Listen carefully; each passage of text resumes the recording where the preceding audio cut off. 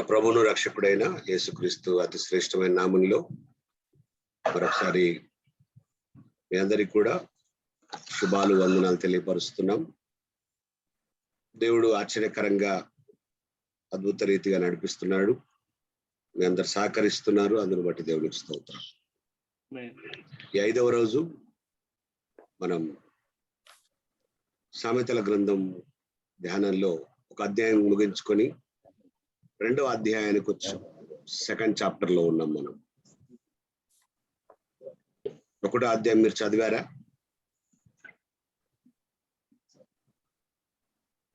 ఎంతమంది 1వ అధ్యాయాన్ని పూర్తిగా కనీసం ఒక 10 సార్లు చదివాము అన్న వాళ్ళు ఎంతమంది ఉన్నారు ఇక్కడ?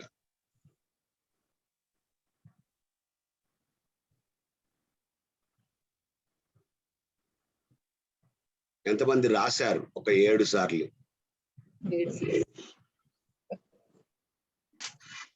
3 times రాశాను. 3 times. గుడ్. 3 times. అంటే ఒక 40% లోపడతారు మాస్టర్ చెప్తే. మిగిలిన వాళ్ళు కంటే మీరే పెట్టినాం మనకి.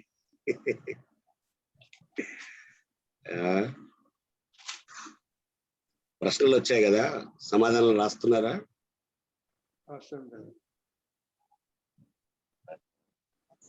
ఓకే, కొంచెం ఈ టైంలో సీరియస్ గా మీరు ఫాలో కండి. దేవుడి జ్ఞానం నేర్చుకోవచ్చు, చాలా ప్రయోజనకరంగా ఉంటుంది మన జీవితాలకు. 2వ అధ్యాయంలో ఉన్నాం మనం.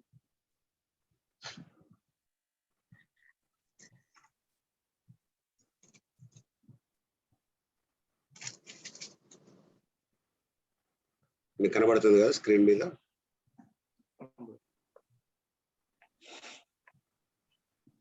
సురేష్ కనబడుతుంది కదా? కనబడుతుందండి, పర్ఫెక్ట్. 2వ అధ్యాయం మీకు గుర్తుకుందా? 1వ అధ్యాయంలో క్రీస్తు ఎలా కనబడ్డాడో చెప్పారు, మీకు జ్ఞాపకం ఉందా?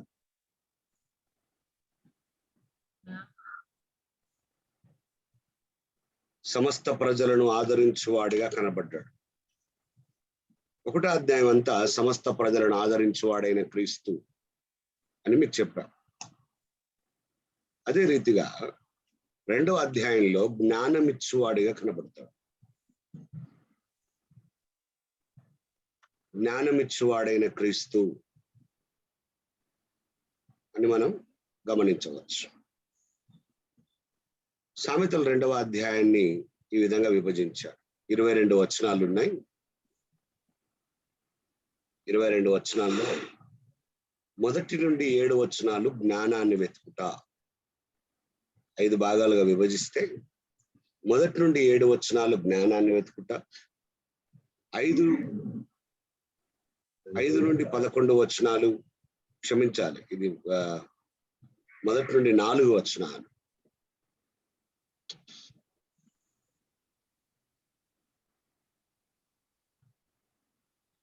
1 నుండి 4 వచనాలు జ్ఞానాన్ని వెతుకుట, 5 నుండి 11 వచనాలు జ్ఞానమును కనుగొనుట, 12 నుండి 15 వచనాలు జ్ఞానము దుష్ట మార్గమును జయించుట, లేదా జ్ఞానము ద్వారా దుష్ట మార్గమును జయించుట అనొచ్చు. 16 నుండి 20 వచనాలు జ్ఞానం గలవాడు జారస్త్రీ నుండి తప్పించుకొనుట, 20 నుండి 22 వచనాలు నీతిమంతులకు యథార్థవంతులకు దీవెనలు, భక్తిహీనులకు శిక్షలు, భక్తిహీనులకు కలిగే శిక్షలు. ఇలా మనము దేవుని మాటలను జాగ్రత్తగా గమనించవచ్చు ప్రియులారా.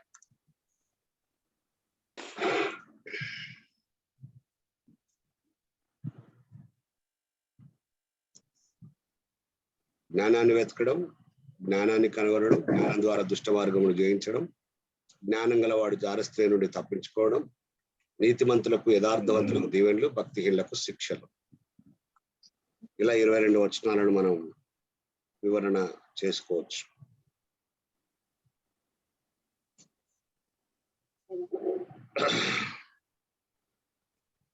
రాసుకోలేదా?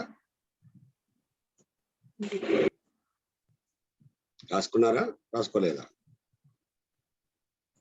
స్క్రీన్ షాట్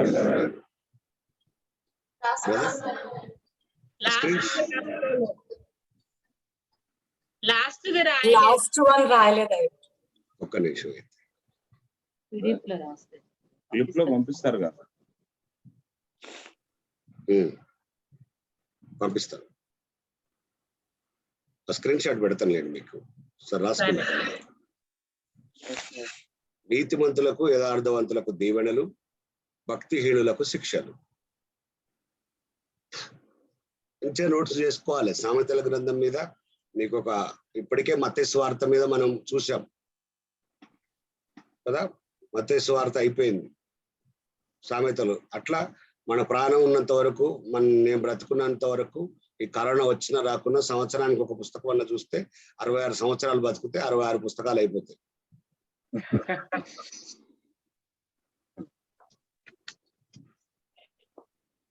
ఆ ప్రయాసపడిన పడదాం.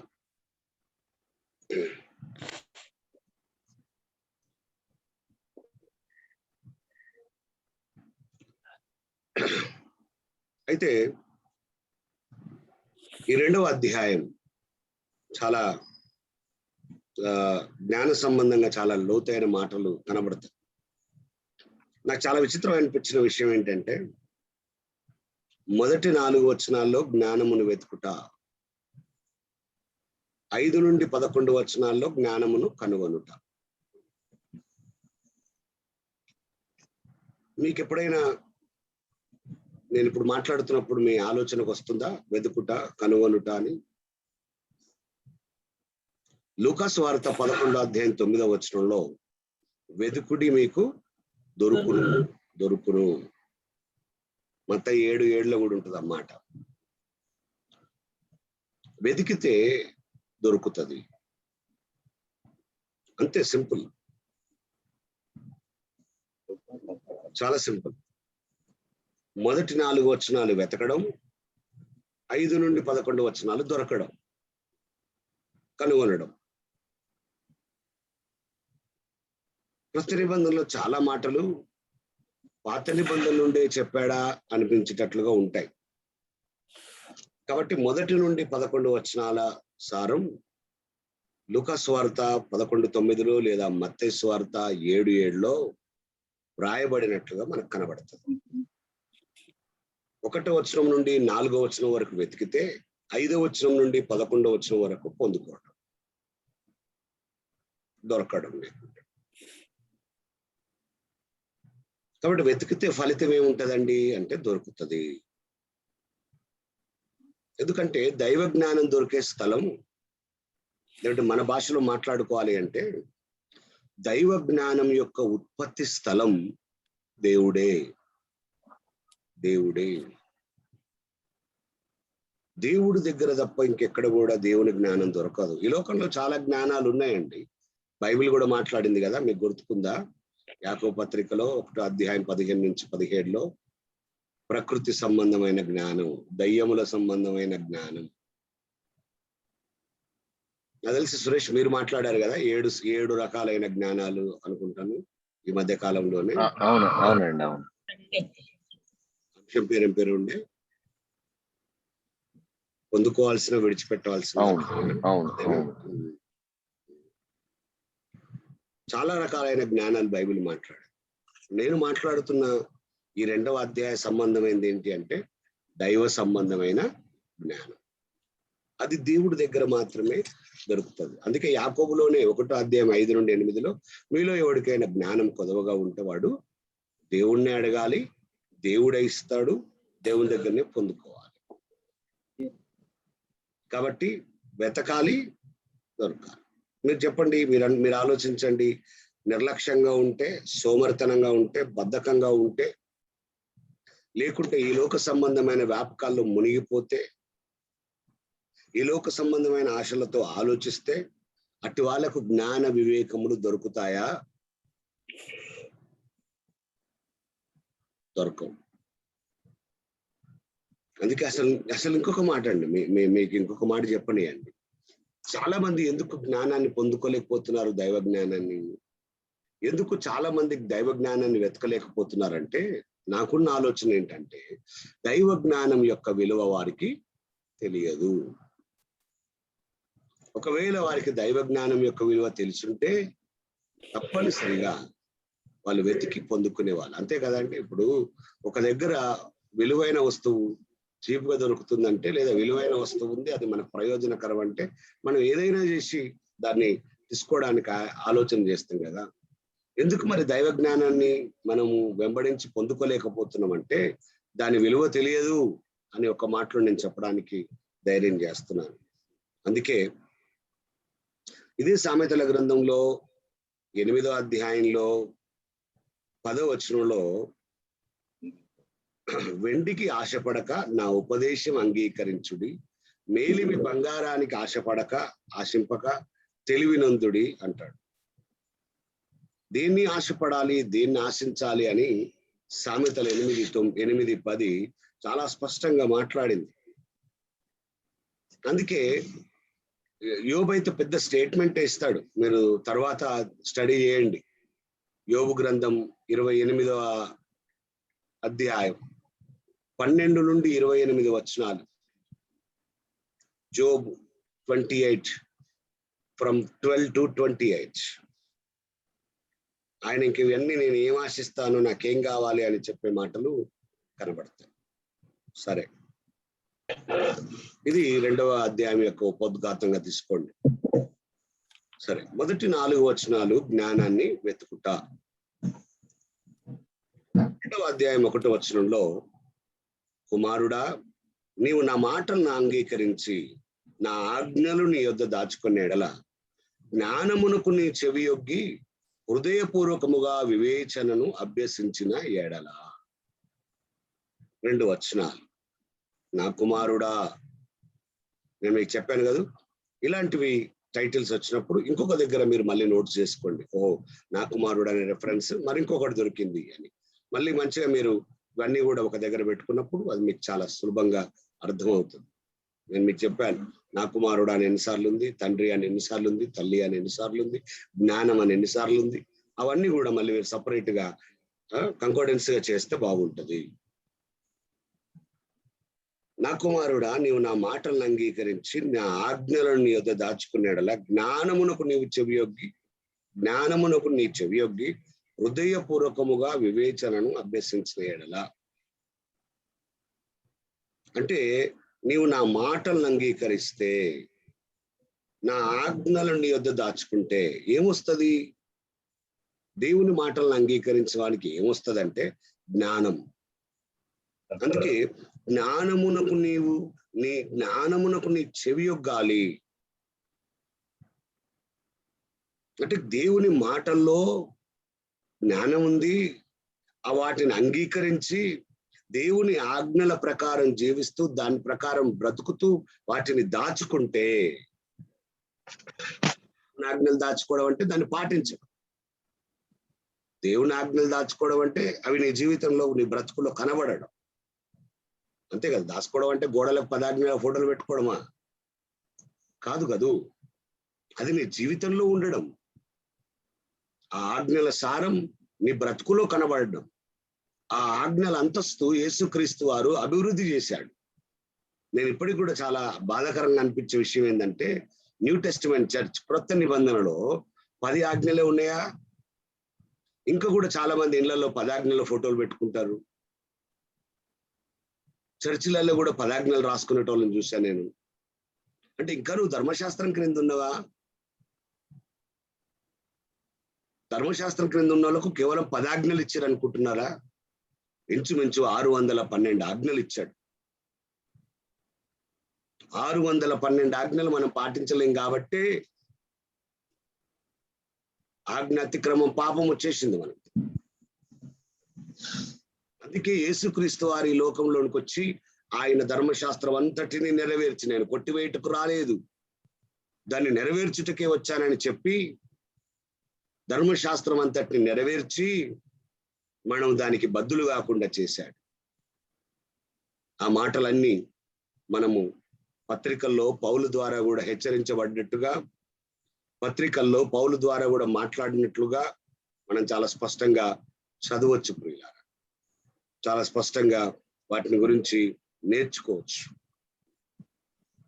కాబట్టి ఈ మాటలన్నిటినీ మీ మనసులోకి తీసుకోండి, మీ ఆలోచనలోకి తీసుకోండి. కాబట్టి ఇప్పుడు మనం ధర్మశాస్త్రం క్రింద లేము. యేసుక్రీస్తు వారు వాటన్నిటిని క్రోడీకరించి 2 ఆజ్ఞలు చేశాడు.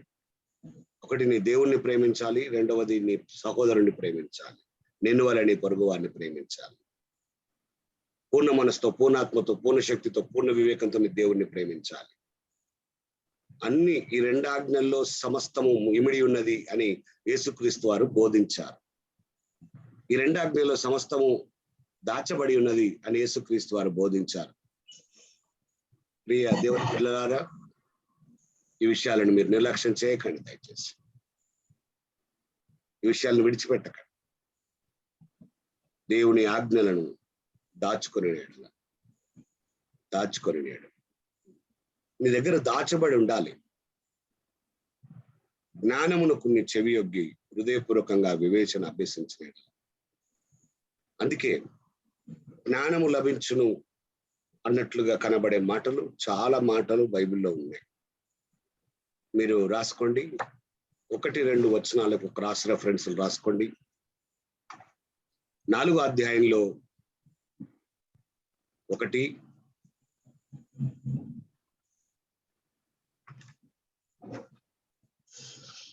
10,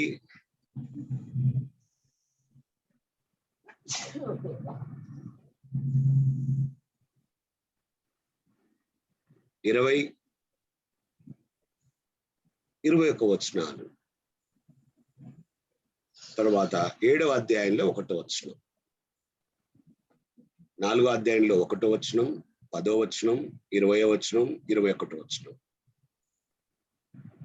7వ అధ్యాయంలో 1వ వచనం. చాలా సింపుల్ అండి. దేవుని మాటలో మాత్రమే జ్ఞానం ఉంటది. చెప్పండి మీ పక్కకున్న వాళ్ళకు ఒకసారి. దేవుని మాటల్లో జ్ఞానం ఉన్నది ప్రియులారా, దేవుని మాటల్లో జ్ఞానం ఉంది. అందుకే ఆయన మాటలు జీవపు మాటలు. ఎంత చదివినా, అందుకే చూడండి, ఒకటే వాక్యాన్ని ఒక్కొక్క దైవజనుడు వేరువేరుగా తన ప్రత్యక్షతల్లో, దేవుడిచ్చిన ప్రత్యక్షతలో మాట్లాడతాడు. ఒకటే వచనం అది.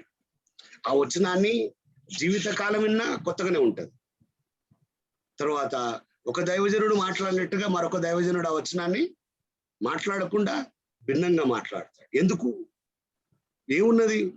ఇప్పుడు న్యూస్ పేపర్లో ఒక వార్త ఎవరు చదివినట్నే ఉంటది కదా, కానీ దేవుని వాక్యం ఏమో ఎవరు చెప్పిన ఒక తీరు ఉండదేంటి? కారణం ఏంటి చెప్పనా? అందులో జీవం ఉంది, అందులో జ్ఞానం ఉంది. దేవుని మాట జ్ఞాన సంబంధమైనది. అందుకే ప్రవక్తలు ఇర్మియా, ఎజ్కేల్ లాంటి వాళ్ళు, నీ మాటలు దొరకగా నేను వాటిని భుజించి తిని అని చెప్పుకున్నారు. అందుకే 119వ కీర్తన 96 నుండి 100 వచనాల్లో, 119వ కీర్తన 96 నుండి 100 వచనాల్లో దేవుని మాటలలో జ్ఞానం ఉంది అనే సందర్భంగా దేవుని మాటలు అక్కడ వ్రాయబడ్డట్టుగా మనం చాలా జాగ్రత్తగా గమనించవచ్చు. 119వ కీర్తన 96 నుండి ఇంచుమించు 100 వరకు ఆ 4 వచనాల్లో దేవుని మాటల్లో జ్ఞానం ఉంది, దేవుని మాటలు జ్ఞానాన్ని ఇస్తాయి అనే ఉద్దేశంగా మాట్లాడుతూ, ఇక ఇంకొక మాట, ఇంకొక వచనము మీకు చాలా జ్ఞాపకం ఉండే వచనమే నాకు తెలిసి 130లో ఉంటది. 130వ వచనంలో, నీ వాక్యములు వెల్లడగు తోడనే వెలుగు కలుగును, అవి తెలివి లేని వారికి మ్యూట్ అంటే ఇది తెలివి పుట్టించును. అవి తెలివి లేని వారికి తెలివి పుట్టిస్తాయి. దేవుని బిడ్డలారా, మీకు అర్థమవుతుంది కదా, దేవుని మాటల్లో జ్ఞానం ఉంటది కాబట్టి తెలివి లేనివాడికి ఏమవుతుంది? తెలివి వస్తుంది, జ్ఞానం వస్తుంది. అందుకే బైబిల్ చదువు అని చెప్తాం మనం. వాక్యం చదువుకో, వాక్యం చదివితే తెలివి వస్తుంది. నిజంగా ఇది ప్రాక్టికల్ గా నేను చెప్తున్నాను మీకు. నేను చాలాసార్లు చెప్పాను, మీకు చెప్పాను. నేనేం చెప్పానంటే, మీ పిల్లల జ్ఞాపక శక్తి పెరగాలన్నా, బైబిల్ చదవమని చెప్పండి. మీ పిల్లలు మంచి ఇంగ్లీష్ మాట్లాడాలని మీకు అనిపిస్తుందా? అయితే ఇంగ్లీష్ బైబిల్ చదవమని చెప్పండి. మంచి గ్రామటికల్గా ఉంటాయి. ఈఎస్వినో, ఎన్ఐవినో, ఆంప్లిఫైడో ఒక మంచి బైబిల్ కొన్ని ప్రజెంట్ చేయండి. ఇంగ్లీష్ బైబిల్ చదవమని చెప్పండి. 2 జరుగుతాయి. ఇంగ్లీష్ డెవలప్ అవుతుంది, ప్లస్ జ్ఞాపక శక్తి పెరుగుతుంది.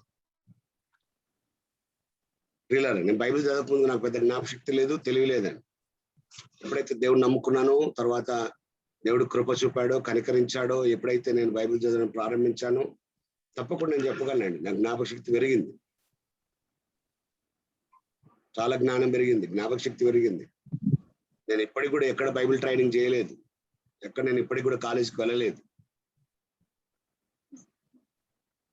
దేవుడు కృపగలవాడు ఆయన. కాబట్టి దేవుని మాటల్లో తెలివి పుట్టించే మాటలు, జ్ఞానం పుట్టించే మాటలు. అతిక తెలివి, మోసపు తెలివి ఇచ్చే మాటలు కాదండి అవి. దైవికంగా బ్రతికే తెలివినిచ్చే మాటలు. అది 2 వచనాల్లో మనం చూసాం. 3వ వచనం సామెతలు 2వ అధ్యాయము, సామెతలు 2వ అధ్యాయం 3వ వచనంలో తెలివికై మొరపెట్టిన ఎడల, వివేచనకై మనవి చేసిన ఎడల. తెలివికి మొరపెట్టమంటున్నాడు, వివేచనకు మనవి చేయమన్నాడు. మీరు గుర్తుపడుతున్నారా?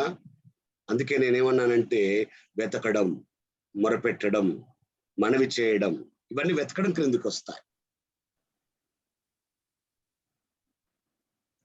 ఎందుకు చెప్తున్నాడు సొలొమోను ఈ మాట మీకు తెలుసా? ఎందుకంటే ఆయనకి అనుభవం ఉంది.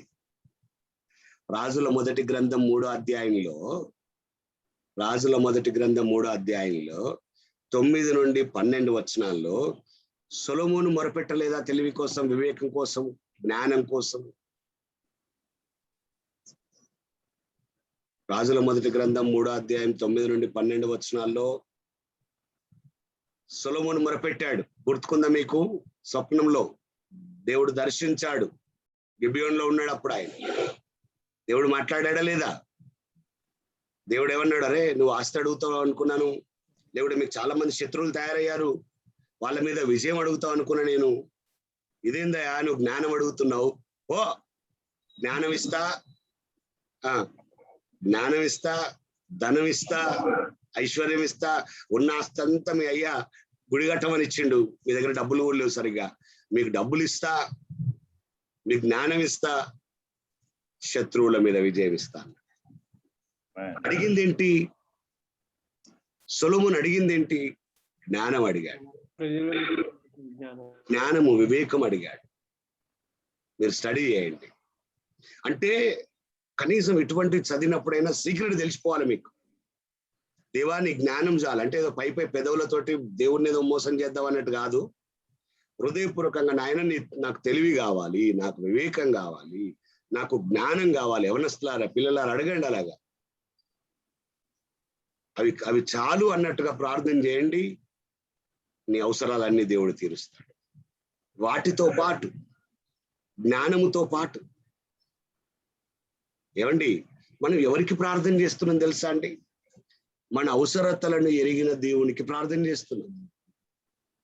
మళ్ళా నువ్వు ప్రభువా మీకు తెలియంది కాదు, జీలకర్ర అయిపోయింది, ఆవాలు అయిపోయినా, మిరియాలు అయిపోయినా అని చెప్పాల్సిన అవసరం లేదు.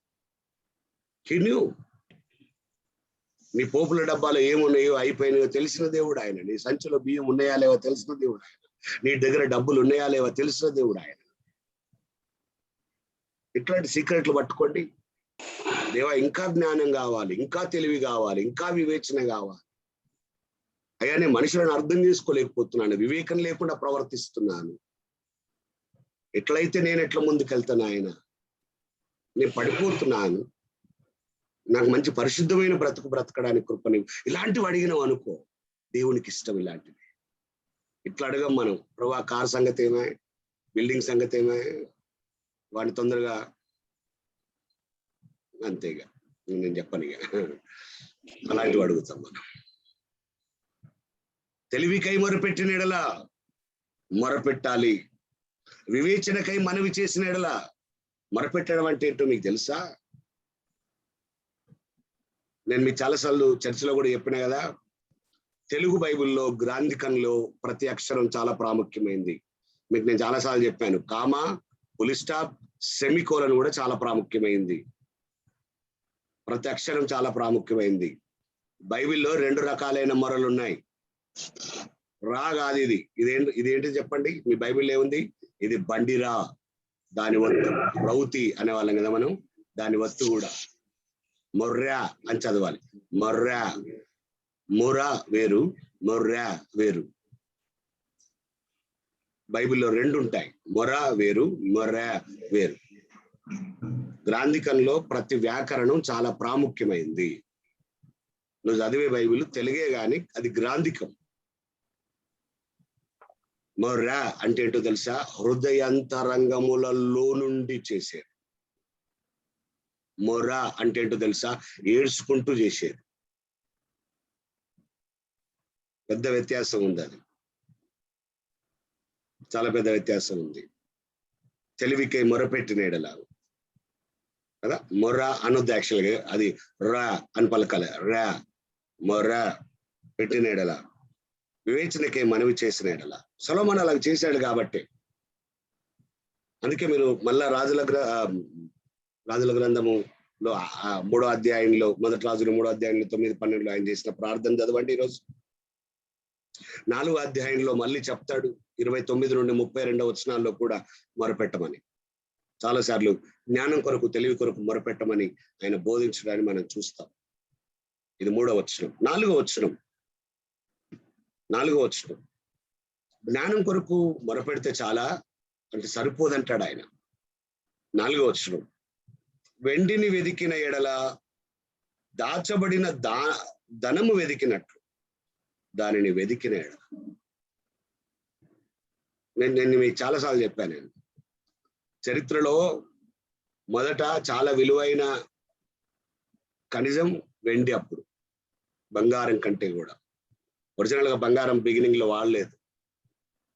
ఇటు చరిత్రకు వెళ్తే బంగారం వాడడం ప్రారంభించింది చాలా తక్కువ సంవత్సరాలు. అంతకు ముందుకు వెండి గురించి. అందుకే బైబిల్ బంగారం కంటే ఎక్కువ వెండి కొరకు మాట్లాడుతుంది. వెండిని వెదికిన ఎడల ఎలాగట? దాచబడిన ధనమును వెతికినట్లుగా దానిని వెదికిన ఎడల. ఇప్పుడు సింపుల్ ఇట్లా అనుకుందాం. డాడీ ఎందుకు కానీ తాత అనుకుందాం. మీ తాత దగ్గర చాలా డబ్బులు ఉన్నాయి, కోట్ల రూపాయలు ఉన్నాయి. బతుకున్నప్పుడు ఇయ్యలే, చచ్చిపోయిండు. ఏం చేస్తారు మీరు? పిష్నారోడు, ఎవరికి అప్పించటోడు కాదు, పెళ్లికి బిచ్చం ఇష్టోడు కాదు. ఖచ్చితంగా ఆ డబ్బులు ఇంట్లోనే ఉన్నాయి. తాత ఉన్న రోజులు ఆయన రూమ్ లోకి రానియలే. సారు స్తోత్రం. ఇప్పుడు నెక్స్ట్ ఏం చేస్తారు చెప్పండి? సమాధి అయిపోగానే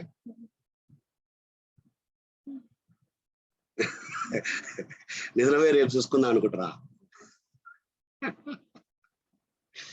మీకు తెలుసు ఇంట్లో ఉన్నాయని.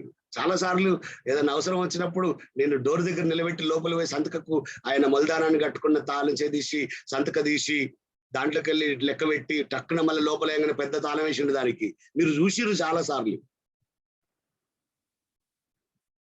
ఆభరణాలు ఉన్నాయి వాళ్ళ దగ్గర, డబ్బులు ఉన్నాయి వాళ్ళ దగ్గర, వెతకరు ఏ పెట్టెలో పెట్టిండని. దాచబడిన ధనము వెతికినట్టుగా. అసలు ఆ మాటలు, ఆ కంపారిజన్, ఆ పోలికలు మీరు అర్థం చేసుకోవాలి. జ్ఞానాన్ని ఎలా వెతుకుతున్నాం మనం ఈరోజు చెప్పండి? ఇలా వెతికేటోళ్ళు ఎంతమంది రండి దేవుని జ్ఞానం కోసం, దేవుని తెలివి కోసం ఈ రీతిగా వెతికే వాళ్ళు ఎంతమంది ఉన్నారండి? ఇట్లా ఎప్పుడైనా ప్రార్థన చేసినవా? ఇంత భారంగా ఎప్పుడైనా ప్రార్థన చేసినవా? ఇట్లా ఎప్పుడైనా మొరపెట్టినవా? ఇక మనం ఎక్కడ ఆగిపోయినామంటే, నాకంత జ్ఞానం లేదు పాస్టర్ గారు, నాకు చదివింది గుర్తుకుండదు పాస్టర్ గారు, మాదంతా మట్టిపుర్రండి, మాకేడుంటది, మీరంటే మేధావులు మహానుభావులు అని పొగిడే కాడ ఆగిపోయినాం మనం.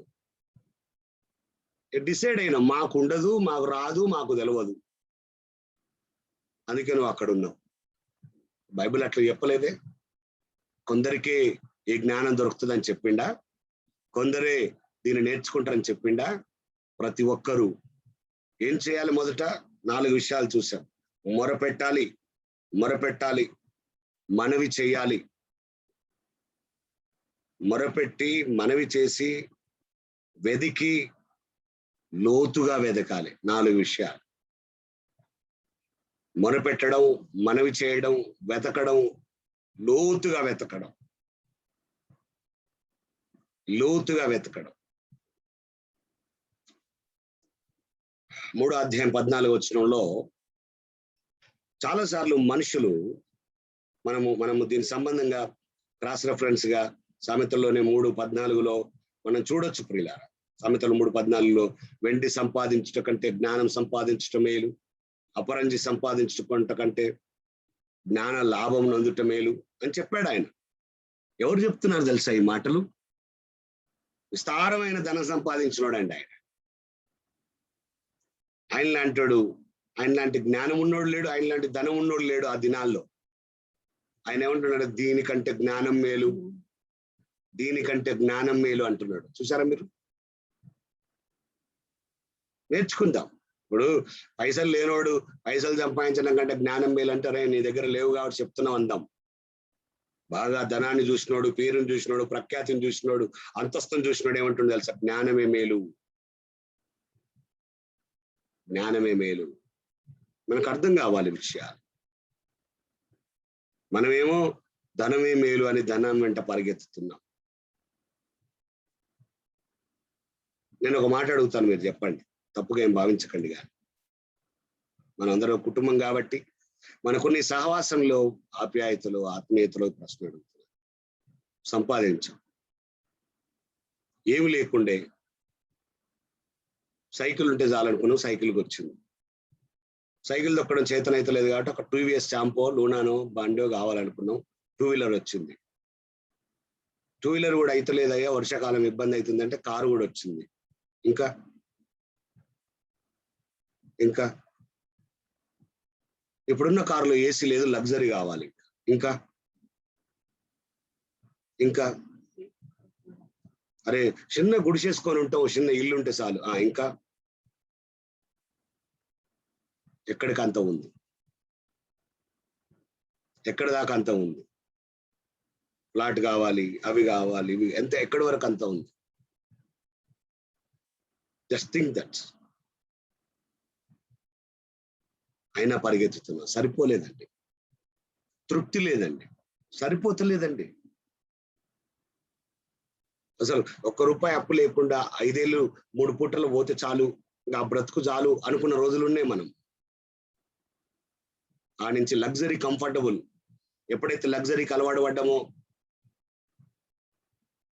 చెత్త విరిగినట్టు విరిగింది. ఏంటిది? బాడీ. ఎవరో పొట్ట, ఎవరో పెట్టిరు పొట్ట. మళ్ళా లాభం తగ్గించడానికి ఖర్చు. ఇప్పుడు బతకడానికి సంపాదించాం, ఇప్పుడు తగ్గడానికి ఖర్చు పెడుతున్నాం మనం. ఏం లేదండి సంపాదనలో ఏం లేదు. దేవుడు పోషించనియండి. మనం సంపాదించాల్సింది జ్ఞానం. మీరు చూడండి, డబ్బు సంపాదించుకున్నాడు అని చెడిపోతాడేమో కానీ జ్ఞానాన్ని సంపాదించుకున్నాడు చెడిపోకపోగా అనేకులకు జీవనాన్ని ఇస్తాడు, జీవితాన్ని ఇస్తాడు. ఈరోజు మేము కరెంట్ అనుభవిస్తున్నామంటే ఒకడు జ్ఞానం సంపాదించుకొని కనిపెడితే మనం అందరం అనుభవిస్తున్నాం. ప్రతిదీ ఈరోజు నేను మీతో మాట్లాడుతున్నాను, ఈ టెక్నాలజీ, ఇంటర్నెట్, ల్యాప్టాప్, కెమెరాలు, చాలా అద్భుతం. ఇవన్నీ జ్ఞానం. డబ్బుతోటి వచ్చేవి కావు, డబ్బుతోటి వచ్చేవి కాదు. జ్ఞానం, జ్ఞానం, జ్ఞానం, జ్ఞానం. కాబట్టి మనం దేని వెంట పరిగెత్తుతున్నాం? ఏది మనకు ఆస్తి? మనకు తెలియని వాక్యాలు కాదు. మత్తయి సువార్త 16వ అధ్యాయము 26వ వచనములో ఒకడు లోకం అంతటిని సంపాదించి అని చదువుతాం. తనను తానే కోల్పోయిన ఎడల, పోగొట్టుకున్న ఎడల నీ ఆత్మకు ప్రతిగా ఏమి ఇయ్యగలవు అంటాం. చచ్చిపోయిన చూశారే, మస్తు పైసలు సంపాదించింది కానీ ఏం సావమ్మా అది అంటాం. ఏం లాభం? కాబట్టి డబ్బు ఉండాలి, కానీ డబ్బు మాత్రమే కాదు ఉండాల్సింది, దేవుని జ్ఞానం ఉండాలి. అందుకే కొలస్సీ పత్రిక 2వ అధ్యాయం 3వ వచనంలో బుద్ధి జ్ఞాన సర్వ సంపదలు ఆయన యందు గుప్తమై ఉన్నవి. 3 కాదండి, 2. బుద్ధి జ్ఞానం సర్వ సంపదలు. ఏ సర్వ సంపదలు? బుద్ధి జ్ఞానం యొక్క సర్వ సంపదలు. నేను మీకు క్లియర్ అక్షరార్థంగా నేను మీకు చదివి వినిపిస్తాను. కొలస్సీ పత్రిక 2వ అధ్యాయం బుద్ధి జ్ఞానముల సర్వ సంపదలు. మనం ట్విస్ట్ చేయడంలో మనకంటే మేధావులు ఎవరు లేరు. చాలా మంది దీన్ని ఏం చదువుతారంటే బుద్ధి జ్ఞానము సర్వ సంపదలు అంటారు. కాదది బుద్ధి జ్ఞానముల సర్వ సంపదలు. లా తీసేసిరు. కాబట్టి ఇక్కడ 3 గురించి చెప్పలే, 2 గురించి చెప్పిండు. బుద్ధి జ్ఞానంల సర్వ సంపదలు క్రీస్తు యందే గుప్తమై ఉన్నవి. కాబట్టి సర్వ సంపద ఏదని చెప్తుంది బైబిల్? బుద్ధి జ్ఞానం. బుద్ధి జ్ఞానం. బుద్ధి జ్ఞానం ఉన్న దగ్గర ధనం ఉంటే అది ప్రయోజనకరంగా ఉంటుంది. బుద్ధి జ్ఞానం లేని దగ్గర ధనం ఉంటే బర్రె గొలుసులు మెడలేసుకొని తిరుగుతాడు. ఎవరికి ప్రయోజనకరంగా ఉండడు, తన కుటుంబానికి కూడా ఆశీర్వాదకరంగా ఉండడు. 5 ఏళ్లకు 20 ఉంగరాలు పెట్టి తిరుగుతాడు. వాని సోకే వాడు చచ్చిపోయేటప్పుడు ఆ ఉంగరం వెళ్ళకుండా ఏళ్ళు కత్తిరించి కూడా తీసుకుంటారు. బుద్ధి జ్ఞానముల సర్వ సంపదలు ఆయన యందే గుప్తమైనవి. కాబట్టి నేను ఏం చెప్పాలని ప్రయత్నిస్తున్నా అంటే, నువ్వు ఏం సంపాదించుకోవాలి, దేన్ని వెతకాలి, దేని కొరకై మొరపెట్టాలి, దేని కొరకై అడగాలి, అది నేర్చుకోండి దయచేసి ఫస్ట్. ఎందుకొరకు ఈ మాట పాస్టర్ మరి ఇట్లయితే మేము ఎట్లా బ్రతుకుతాం అంటే, బైబిల్లో ఒక శ్రేష్టమైన, మనం నమ్ముతున్న దైవ గ్రంథంలో ఒక శ్రేష్టమైన మాదిరి ఏంటి? ఇవి వెతికిన వాడికి మిగిలినవన్నీ ఇవ్వబడ్డాయి. మత్తయి 6:33లో మనం చాలాసార్లు చదువుతాం కదా, మొదట ఆయన రాజ్యమును నీతిని వెతుకుడి, అప్పుడు అన్నీ మీకు అనుగ్రహించబడును. అంటే ఆయన రాజ్యమును నీతిని వెతకడం అంటే జ్ఞానం కాదా? తెలివి కాదా? వివేచన కాదా? అది అన్ని తెలుసు, ఏమి పాటించని వాళ్ళుగా ఉన్నాం. అందుకే 1 నుండి 4 వచనాలు జ్ఞానాన్ని వెతకడం. 5వ వచనం నుండి 11వ వచనం, 2వ అధ్యాయం 1 నుండి 4 వచనాలు. 2వ అధ్యాయంలో 1 నుండి 4 వచనాలు మనం చదివిన విషయాలే. మరి ఇవన్నీ వెతుకుతే ఏమైతాయి అంటే 5వ వచనంలో చెప్తున్నాడు, యెహోవా యందు భయభక్తులు కలిగి ఉండుట ఎట్టిదో నీవు గ్రహించదవు. ఇవన్నీ వెతికితే అసలు నిజంగా నువ్వు దేవుళ్ళు ఎట్లా భయభక్తులు కలిగి ఉండాలో నువ్వు గ్రహిస్తావు. దేవుని గూర్చిన విజ్ఞానము నీకు లభించును. ఎంత అద్భుతమైన మాటలు. మళ్ళీ చూడండి, యెహోవా యందు భయభక్తులు. ప్రియులారా, ప్రియమైన సంగమా, దేవుని బిడ్డలారా, యెహోవా యందు భయభక్తులు, యెహోవా యందు భయభక్తులు. మనము ఈ సామెతల గ్రంథంలో ఈ మాట యెహోవా యందు భయభక్తులు అనే మాట 14 సార్లు చూస్తాం. 14 times.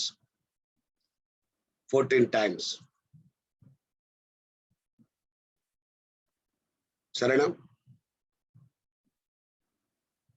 మీరు స్టడీ చేస్తారా? నేను చెప్పాలా 14 రెఫరెన్స్? స్టడీ చేస్తారు కదా, చేయండి. 1వ అధ్యాయం, 2వ అధ్యాయం, 8వ అధ్యాయం, 9వ అధ్యాయం, 10వ అధ్యాయం, 14వ అధ్యాయం, 15వ అధ్యాయం, 16, 19, 22, 23 అధ్యాయాల్లో 14 సార్లు వ్రాయబడ్డది యెహోవా యందు భయభక్తులు కలిగి ఉండటం.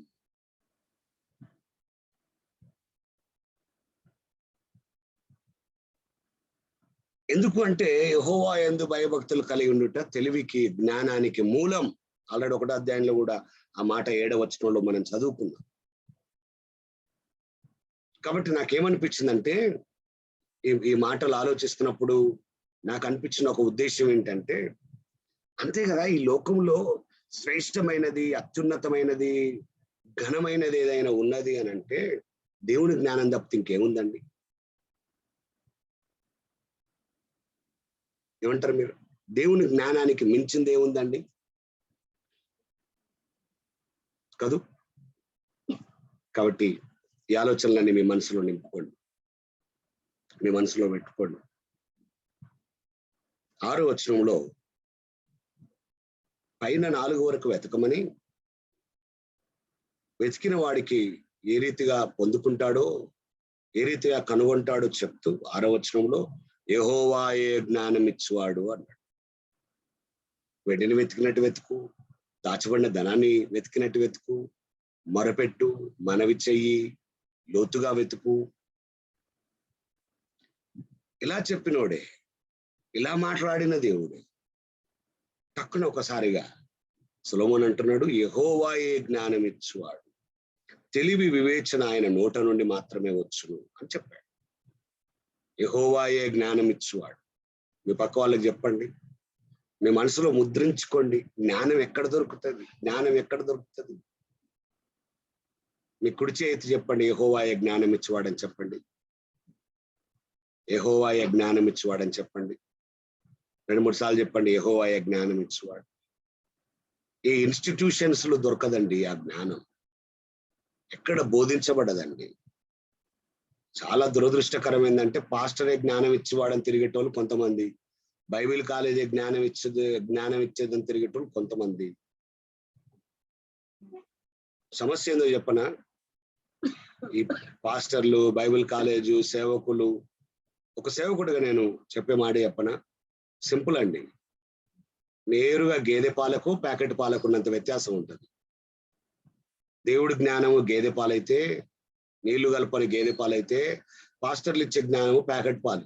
అందులో ఫ్యాట్ తీసేసి, అందులో బలవర్ధకమైనవన్నీ తీసేసి, దాన్ని ట్రీట్మెంట్ చేసి, దాన్ని అది చేసి, మసి పూసి, మారేడుకాయలు చేసి, ఇది దేవుని జ్ఞానం అని బోధిస్తారు. అదే నువ్వు గేదెనే కొనుక్కున్నావు అనుకో, అదే నీకు గేదెనే దొరికింది అనుకో, అద్భుతం. ఇక నువ్వు ప్యాకెట్ పాల కోసం పోవాల్సిన అవసరం లేదు, ఇక కల్తీ లేదు ఇంకా నీ జీవితంలో. అందుకే యెహోవాయే జ్ఞానం ఇచ్చువాడు. నేను మళ్ళీ చెప్తున్నాను, తెలుగు బైబిల్ చదివేటప్పుడు జాగ్రత్తగా చదవాలి. యెహోవా జ్ఞానం ఇచ్చువాడు కాదు, యెహోవాయే జ్ఞానం ఇచ్చువాడు అంటే దాని అర్థం ఏంటో తెలుసా, ఇంకెక్కడా జ్ఞానం దొరకదు అని అర్థం. యెహోవాయే, ఆయనే మీ నాన్న, ఆయన మీ నాన్న కాదు. అవి అక్కడ మీ డాడీ ఏడ్రా, మీ డాడీ ఎవరు బాబు, ఆయనే మా డాడీ అంతే అంటారా, ఆయన మా డాడీ అంటారా, ఆయనే అంటే ఇంకొకటి లేరు, ఆయన ఒక్కడే డాడీ, మా డాడీ. అలాగే యెహోవాయే, యెహోవా కాదు, యెహోవాయే అంటే ఇంకొకరు జ్ఞానం ఇవ్వలేరు. యెహోవాయే జ్ఞానం ఇచ్చువాడు, తెలివి వివేచన ఆయన నుండి వచ్చును. కాబట్టి మరొక స్థలంలో, మరొక దగ్గర జ్ఞానం దొరకదు. పురాణాల్లో, ఇతిహాసాల్లో, ఇంకా వేరే వేరే దగ్గర దేవుని జ్ఞానం దొరకదు. ఇక మన పాస్టర్లకేమో స్టైల్ ఎక్కువైపోయింది. ఇంకా కొన్ని శ్లోకాలు చెప్పండి, ఇంకా కొన్ని అవి చెప్పండి. అరే బాబు, అందులో జ్ఞానం లేదు నాయన. 66 పుస్తకాల ప్రామాణిక గ్రంథమైన బైబిల్లోనే దేవుడి జ్ఞానం ఉంటుంది తప్పితే ఇంకెక్కడ దేవుని జ్ఞానం దొరకదు. యెహోవాయే జ్ఞానం ఇచ్చువాడు. యోబు గ్రంథం 12వ అధ్యాయం 13వ వచనంలో ఆ మాటను మనం గమనించవచ్చు. యోబు 12:13లో ఆ మాటను మనం అబ్జర్వ్ చేయొచ్చు. కాబట్టి మీరు ఈ మాటలు పట్టుకోండి. అదే రీతిగా సామెతలు 2:7కి వెళ్తున్నాం మనం. ఆయన యథార్థవంతులను వర్ధిల్ల చేయును, యుక్త మార్గం తప్పక నడుచుకుని వారికి ఆయన కేడెముగా ఉన్నాడు. ఆయన యథార్థవంతులను వర్ధిల్ల చేయును, యుక్త మార్గం తప్పక నడుచుకుని వారికి ఆయన కేడెముగా ఉన్నాడు. మళ్ళీ సామెతల గ్రంథంలో ఒక ప్రాముఖ్యమైన టాపికల్ బైబిల్ స్టడీ, అంశ ప్రకారం బైబిల్ స్టడీ చేయాలనుకుంటే నేను 31 అధ్యాయాలు అయిపోయిన తర్వాత ఏ అంశం మీద బైబిల్ స్టడీ ఉంటుంది, ప్రసంగం చేయొచ్చు అనే విషయాన్ని లాస్ట్ లో మాట్లాడతాను. సందర్భం వచ్చింది కాబట్టి యథార్థవంతులు అనేది ఒక మంచి స్టడీ సామెతల్లో. యథార్థత, యథార్థవంతులు.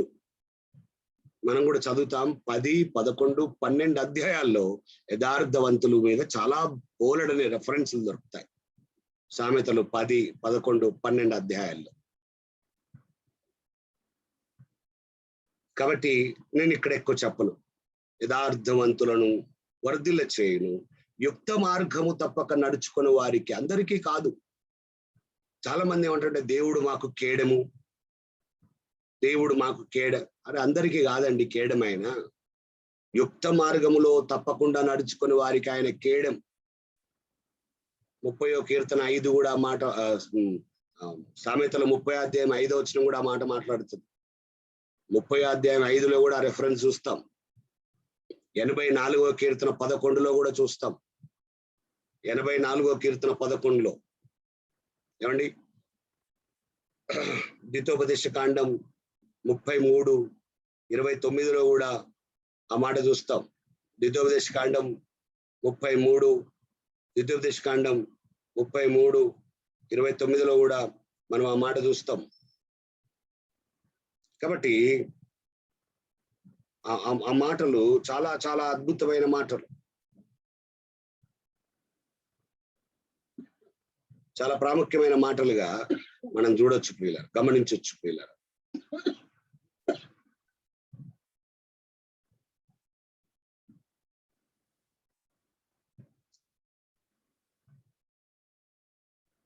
ఎనభై 84వ కీర్తన 11వ వచనాన్ని నేను మీకోసం చదువుతున్నాను. దేవుడైన యెహోవా సూర్యుడును కేడెమునై ఉన్నాడు. చూడండి, కేడెము అని వచ్చిన దగ్గర, కేడెము అని కనబడే దగ్గర చాలా ఆశ్చర్యంగా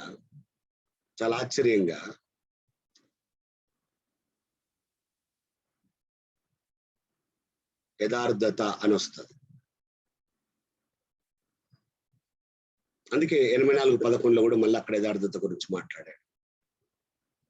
8వ వచనం, సామెతలు 2:8, న్యాయం తప్పిపోకుండా ఆయన కనిపెట్టును, తన భక్తుల ప్రవర్తన ఆయన కాచును అంటాడు. ఎవరంటే జ్ఞానాన్ని వెతికి, జ్ఞానం కొరకు మొరపెట్టి, జ్ఞానమే పరమావధి అని ఆలోచించి, దాని నిమిత్తం ఆయన యందు భయభక్తులు కలిగి ఉండి, ఇక దేవుడి దగ్గర మాత్రమే విజ్ఞానం లభిస్తుందని, దేవుడి నోటి నుండి జ్ఞానము, తెలివి, వివేచన దొరుకుతుందని యథార్థత కలిగి యుక్త మార్గములో నడిచేవాడు న్యాయము తప్పిపోకుండా ఆయన కనిపెడతాడు. అట్టివాడు ఇక అన్యాయంలో పడడు, ఇంకా అన్యాయం చేయడు. ఇంకా తన భక్తుల ప్రవర్తనను ఆయన కాచును. ఈ మాట మీరు జాగ్రత్తగా ఆలోచించాలి సుమి. నాకైతే ఆశ్చర్యం అనిపించింది ఈ మాట చదువుతున్నప్పుడు. ఇదేంటి, తన భక్తుల ప్రవర్తనను ఆయన కాచును. చాలా మంది మేము మంచి ప్రవర్తన కలిగి ఉందాం అనుకుంటున్నాం, కానీ బ్రదర్ పడిపోతున్నాము, ఓడిపోతున్నాము, వాడిపోతున్నాము, వేడిపోతున్నాము అంటారు. అవును, ఒక వ్యక్తి ఓడిపోవడానికి, వాడిపోవడానికి, వీడిపోవడానికి గల కారణం నీ ప్రవర్తన. నువ్వు కాచుకుంటే పడిపోతావు, కానీ నీ ప్రవర్తన దేవుడు కాచితే నువ్వు నిలబడగలుగుతావు. ఎవరి ప్రవర్తన దేవుడు కాస్తాడంటే 5వ వచనం నుండి చదవండి మీరు. 5వ వచనం నుండి స్టడీ చేయండి మీరు. అట్టివారి ప్రవర్తన ఆయన కాచును. 31వ కీర్తన 23వ వచనం, 31వ కీర్తన 23వ వచనం, 66వ కీర్తన 9వ వచనం,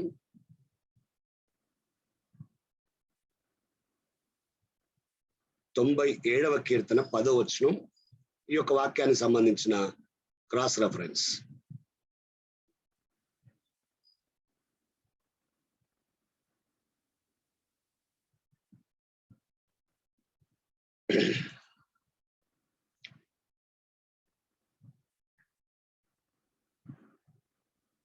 సింపుల్ ప్రియులారా, నువ్వు మంచి ప్రవర్తన కలిగి ఉండాలి.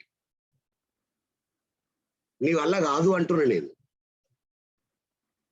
తన ప్రవర్తనను కనిపెట్టుకొని వాడు అంటాడు. సరే, నీ ప్రవర్తనను కనిపెట్టుకొని ఉండగలుగుతానే కానీ ఎక్కడో దగ్గర బలహీనం కాబట్టి పడిపోయే అవకాశం ఎక్కువ. అదే నీ ప్రవర్తన ఆయన కాచితే, ఆ మాట చెప్పాడు, నేనేం కల్పిస్తలేను, తన భక్తుల ప్రవర్తనను ఆయన కాచును.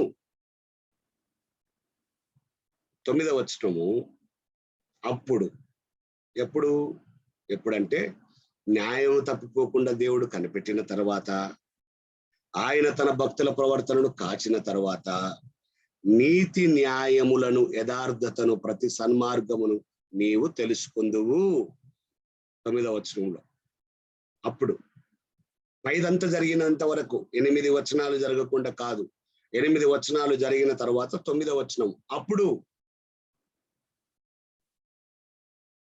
కాబట్టి ఇక్కడ అప్పుడు గురించి మనం చదవాలి. బైబిల్ స్టడీ చేసేటప్పుడు అప్పుడు, అయితే, కానీ అని వచ్చే మాటలను మీరు సీరియస్ గా ఆలోచించాలి. ఈ గ్రామర్ వెనకాల ఉన్న మర్మాన్ని మీరు గమనించాలి. 8 వచనాలు జరిగిన తర్వాత అప్పుడు నీతి న్యాయములను యథార్థతను ప్రతి సన్మార్గమును నీవు తెలుసుకుందువు. అప్పటిదాకా నీకు తెలియదు, నీకు నీతి న్యాయాలు తెలియవు, యథార్థత తెలియదు, ప్రతి సన్మార్గము నీకు తెలియదు. అప్పుడు నువ్వు తెలుసుకుంటావు. అప్పటిదాకా నీ వల్ల కాదు అని కూడా చెప్పొచ్చేమో డైరెక్ట్ గా. సామెతల్లో మనం నిన్న చదివా 1వ అధ్యాయంలో 4వ వచనం కూడా అదే. బుద్ధి లేని వారికి బుద్ధి కలిగించుటకు, యవ్వనులకు తెలివి వివేచన పుట్టించుటకు తగిన సామెతలు. పుట్టాలి, ఇవన్నీ తెలియాలి, నీకు తెలుసుకోవాలి. అందుకే మనం ఇప్పుడే చదివిన 2వ అధ్యాయం 5లో, యెహోవా యందు భయభక్తులు కలిగి ఉండేటెట్టిదో నీవు గ్రహించదవు, దేవుని గురించిన విజ్ఞానం నీకు లభిస్తుంది అని చెప్పాడు. కాబట్టి నీతి న్యాయాలు కలగాలన్నా, యథార్థత సన్మార్గాన్ని నువ్వు తెలుసుకోవాలన్నా, ఇదంతా ఒక ప్యాకేజ్ లాగా దేవుడి మాటలు మాట్లాడుతున్నాయి ఇక్కడ. మరి తెలుసుకున్న తర్వాత ఏమైతుంది అంటే అప్పుడు రావాలి 10వ వచనంలోకి. జ్ఞానము నీ హృదయమున జొచ్చును అన్నాడు. హల్లెలూయా. అప్పటిదాకా జ్ఞానం లోపలికి పోదు. అందుకే చాలా మందికి జ్ఞానం హృదయం జొచ్చుట లేదు. జొచ్చుట అంటే ఏంటో తెలుసా మీకు? జొచ్చును అంటే ఏంటో తెలుసా మీకు? అంటే లోపలికి పోతుంది. అరే, ఆ బాణం ఎంత చొచ్చుకొని పోయింది. మనం అనుదినం వాడే భాష కాదు కాబట్టి ఇలాంటి మనకు తెలియదు. అరే, మనం ఎట్లా అంటాం, ఆ మాట కుచ్చుకున్నది లోపల అంటాం చూసారా, అదే జొచ్చుకున్నది బైబిల్ భాషలో. జ్ఞానము నీ హృదయమున జొచ్చును, వచ్చును కాదు, జొచ్చును. మీరు ఆలోచించాలి అది ఎంత పవర్ఫుల్ అని. అది ఎంత పవర్ఫుల్ ఉంటే ఆ మాట వాడుతాడు. నా ఆలోచన ఏంటంటే ఇర్మియా 17:9లో హృదయము అన్నిటికంటే చెడ్డది కదా, హృదయం మంచిది కాదు అంటాడు ఆయన. ఇర్మియా గారు చాలా అద్భుతమైన మాట చెప్పాడు. ఇర్మియా గ్రంథం 17వ అధ్యాయం 9వ వచనంలో, నరుని హృదయము ఇంత మాత్రం మంచిది కాదు, హృదయం అన్నిటికంటే చెడ్డదే అనలేదు ఆయన, మోసకరమైంది అన్నాడు. అన్నిటికంటే మోసకరమైంది కాబట్టి ఈ సామెతల గ్రంథకర్త ఏమన్నాడంటే 4వ అధ్యాయం 23లో, అన్నిటికంటే ముఖ్యంగా నీ హృదయాన్ని భద్రంగా కాపాడుకోవాలి. ఈ అన్నిటికంటే మాట మీరు జ్ఞాపకం పెట్టుకోవాలి. అన్నిటికంటే చెడ్డది నరుడి హృదయము, అన్నిటికంటే మోసకరమైనది నరుడి హృదయం అయితే, అన్నిటికంటే భద్రంగా నరుని హృదయాన్ని భద్రపరచుకోవాలి, కాపాడుకోవాలి. అందుకే సామెతలు 23:26లో, నా కుమారుడా నీ హృదయము నాకిమ్ము అన్నాడు. అమ్మాయిల హృదయాలు అబ్బాయిలకు, అబ్బాయిలకు హృదయాలు అమ్మాయిలకి ఏమనలే. దేవునికి ఇవ్వాలి, భార్యకి ఇవ్వద్దు, భర్తకి ఇవ్వద్దు, పిల్లలకి ఇవ్వద్దు నీ హృదయంలో చోటు. దేవునికే ఇవ్వాలి. నీ హృదయంలో ఎవరెవరో ఏవేవో ఉంటున్నాయి, నేను ఒక మాట చెప్పిన ప్రియులారా, మన హృదయాల్లో డబుల్ బెడ్రూమ్ ఫ్లాటో అపార్ట్మెంటో కాదు అందరు ఉండటానికి. ఒక్కరే ఉంటారు, ఒక్కరికి అవకాశం ఉంటది, ఒక్కరు మాత్రమే నివసించాలి. అందుకే మనకు తెలుసు కొరింథీ మొదటి పత్రిక 3:16, 6:18, 19. కొరింథీ మొదటి పత్రిక 3:16, 6:18, 19లో మనకు తెలుసు ఆ మాటలు. పరిశుద్ధాత్ముడు మన హృదయంలో ఉంటాడు. పరిశుద్ధాత్ముడు మన హృదయంలో ఉండడానికి ఇష్టపడుతున్నాడు. అందుకే పరిశుద్ధాత్ముడు మన హృదయంలో ఉంటాడు కాబట్టి సామెతలు 4:23లో అన్నిటికంటే ముఖ్యంగా నీ హృదయమును భద్రపరచుకొనుము, జీవ జలధారలు బయలుదేరుతాయి, ప్రవహిస్తాయి నీ హృదయం. ఇదే సామెతల గ్రంథం హృదయం గురించి చాలా విషయాలు మాట్లాడింది. 14వ అధ్యాయం 33వ వచనంలో కూడా తెలివి గలవాని ఏమంటాడంటే, తెలివి గలవాని హృదయమందు జ్ఞానము సుఖ నివాసం చేస్తాడు. గమనించాలి, అందరిలో కాదు, జ్ఞానము సుఖ నివాసం చేయాలి. తెలివి గలవాని హృదయమందు జ్ఞానం సుఖంగా నివాసం చేస్తాడు. లేకపోతే మరుటోని చేతిలో మొగలు పోబెట్టినట్టు ఉంటుంది స్టోరీ. అందమైన ఫ్లవర్ మొగిలిపోయి ఎప్పుడైనా చూస్తారో లేదో, మరుటోనికి ఇస్తే ఏం చేసుకోవాలో అడుగుతాడు వాడు. ఈ డజంట్ నో. అట్లనే సరిగా హృదయం లేకపోతే, జ్ఞానం నీ హృదయంలోకి వస్తే నువ్వు దాన్ని దుర్వినియోగం చేస్తావు, తప్పుగా వాడుతావు. మనుషుల, దేవుని పిల్లల హృదయాల్లో జ్ఞానము సుఖ నివాసం చేయాలి. దేవుని ఉద్దేశం అది. సుఖంగా నివసించాలి జ్ఞానం. మళ్ళీ మీరు పట్టుకోవాల్సింది, జ్ఞానం అంటే ఎవరు? ఎవరైనా అన్మ్యూట్ చేసి చెప్తారా? జ్ఞానం అంటే ఎవరు? క్రీస్తు. ఆయన ఎట్లా నివాసం చేయాలని లోపల బాధగనా? సుఖ నివాసం చేయాలి. యేసుక్రీస్తు కొరకు ముంగుర్తుగా మాట్లాడుతున్న మాటలు ఇవి. పరిశుద్ధాత్ముని కొరకు ముంగుర్తుగా మాట్లాడుతున్న మాటలు ఇవి. జ్ఞానం జ్ఞానం జ్ఞానం అంటే మీ మనసులో క్రీస్తు క్రీస్తు క్రీస్తు అని రావాలి. ఈ విషయాలు మీ లోపలికి రావాలి, మీ లోపల ఉండాలి. సామెతలు 2:11లో బుద్ధి నిన్ను కాపాడును, వివేచన నీకు కావలి ఉండును. నిజమైన జ్ఞానం అనేది చెడు అంతటి నుంచి నేను కాపాడుతుందమ్మా. నీకు కావలి ఉంటది. మీ పక్కలో చెప్పండి, దేవుడి ద్వారా నువ్వు పొందుకున్న బుద్ధి నిన్ను కాపాడుతుంది, దేవుడి ద్వారా నీకు వచ్చిన వివేచన నీకు కావాలి ఉంటుందని చెప్పండి. మీ పక్కలో చెప్పండి, దేవుని ద్వారా వచ్చిన బుద్ధి నిన్ను కాపాడుతుంది, దేవుడి ద్వారా వచ్చిన వివేచన నీకు కావాలి ఉంటుంది. మనమేమో ఆర్డర్లు ఇచ్చేటోళ్ళు తయారైన, దేవాని దూతలు కావలి పెట్టు, కంచగై ఆర్డర్ ఇస్తావు. దేవుడు అంటాడు, నీ హృదయంలో జ్ఞానం ఉందా? నీకు ఇచ్చిన వివేకం ఉందా? వివేచన ఉందా? అదే నీకు కావాలి. నీకు బుద్ధి ఉందా? అదే నేను కాపాడుతా. 4వ అధ్యాయం 6లో, 6వ అధ్యాయం 22లో కూడా ఈ మాటలు ఉంటాయి. సామెతలు 4:6లో, 6:22లో కూడా ఈ మాటలు ఉంటాయి. కాబట్టి 2వ అధ్యాయాన్ని సగం కంప్లీట్ చేసుకున్నాం.